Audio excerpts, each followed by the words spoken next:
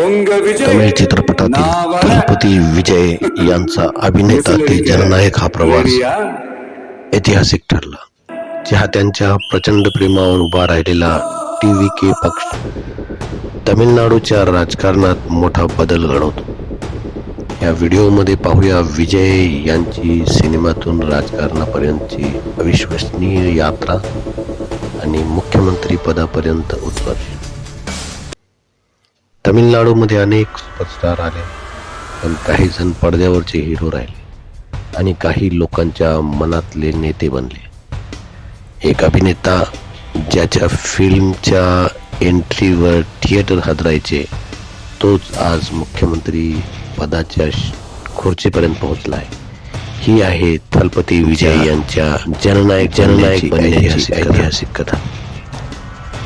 22 जून 1974 चेन्नईमध्ये जन्म झाला जोसेफ विजय चंद्रशेखर यांचा.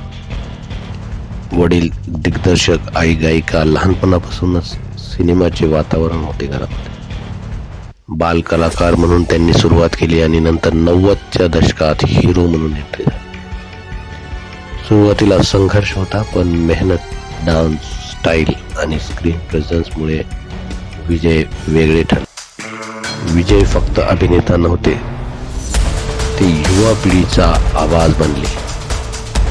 गिल्ली, पोकिरी, तुपक्की, मेरसाल, मास्टर, लिओ यासारख्या ब्लॉकबस्टर चित्रपटांची बॉक्स ऑफिसवर रांग लागली आणि बॉक्स ऑफिसवर आले.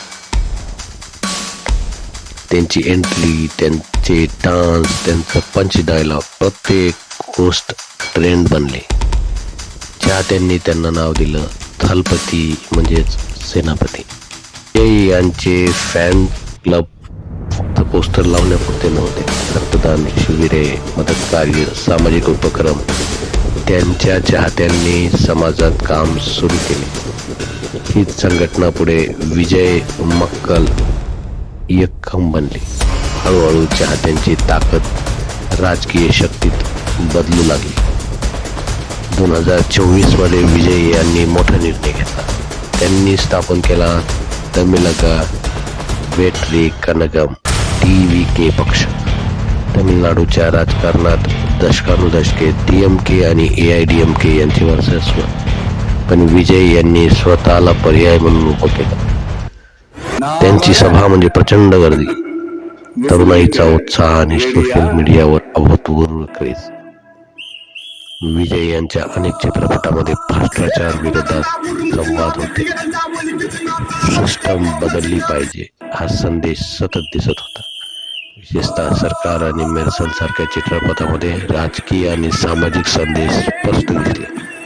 लोकांना वाटू लागलं, हा अभिनेता फक्त अभिनय करत नाही, तो नेतृत्वासाठी तयार होत आहे. 2026 ची तमिळनाडू विधानसभा निवडणूक. सगळ्यांच्या नजरा विजय यांच्या TVK पक्षावर होत्या. पहिल्याच निवडणुकीत TVKने ऐतिहासिक कामगिरी केली. तमिळनाडूमध्ये दशकानुदशके चालत असलेले DMK विरुद्ध AIDMK या राजकारणाला पहिल्यांदाच मोठं आव्हान मिळालं. विजय स्वतः 2 मतदारसंघातून विजयी झाले. TVK सर्वात मोठा पक्ष म्हणून मिळाला. हा क्षण फक्त राजकीय नव्हता, तो तमिळनाडूच्या इतिहासातील मोठा बदल होता. त्यांच्या सभामध्ये लोक फक्त अभिनेता पाहत नाहीत, तो भविष्याचा नेता पाहतात. थलपती आता जननायक बनले आहेत. तमिळ सिनेमाने अनेक नेते दिले, पण विजय यांचा प्रवास नव्या पिढीला राजकीय अध्याय बनत आहे. हा प्रवास अजून संपलेला नाही, कारण पडदा खाली आलेला नाही आणि जनतेचा थलपती आता सत्तेच्या रंगमंचावर उभा आहे. तुमच्या मते विजय खरोखर तमिळनाडूचे पुढचे जननायक ठरतील का?